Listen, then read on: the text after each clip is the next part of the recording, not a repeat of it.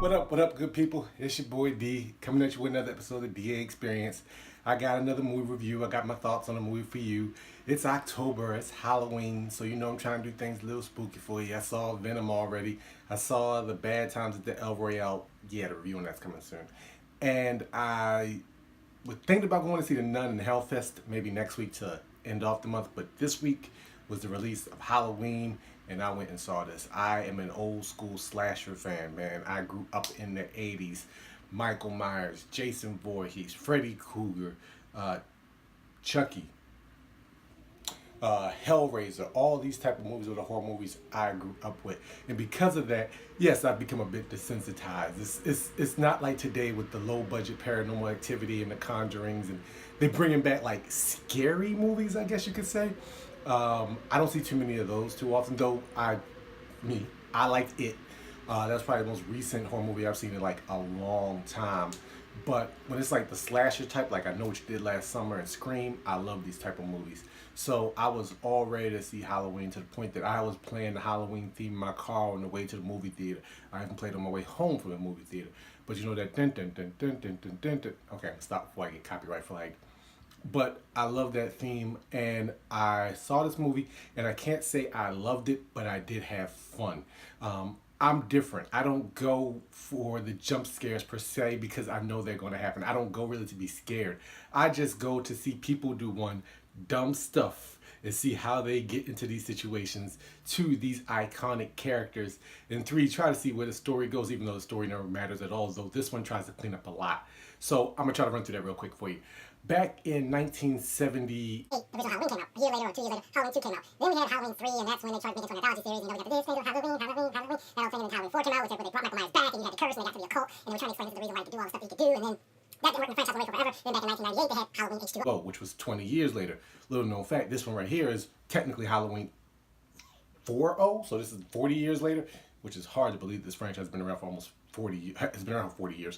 But, okay, back. So you had Halloween H2O, which was the return of Jamie Lee Curtis, and you had Michelle Williams and Josh Hartnett as her son, and all this other stuff happened. And then she came back again for Halloween Resurrection. They tried to redo the series. And then you had Rob Zombie do Halloween, which some people liked, and he did Halloween 2, which some people didn't like. So then he was out, and they were like, all right, Let's reboot it again. So this is like the third reboot of the series, because from what I can make out on this, Halloween 1 still happened. Halloween 2 and everything after it didn't. So Halloween H2O was scrubbed.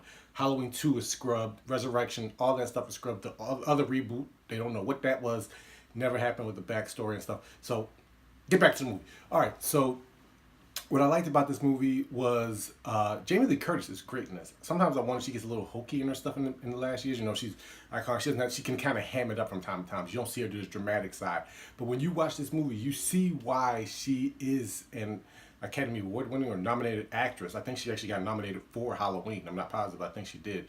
You actually see why she put such drama and heart, and she feels it. She's behind it. She didn't even give this in Halloween H2O and Resurrection. She is really behind this part in this story, and you love seeing it. And every time Michael Myers is on screen, you just have to love seeing that. What I didn't like was that they shied away from seeing a lot of the deaths. It's like it's a rated R movie. Now they showed some, but 9 times out of 10 it was him like strangling somebody and breaking their neck.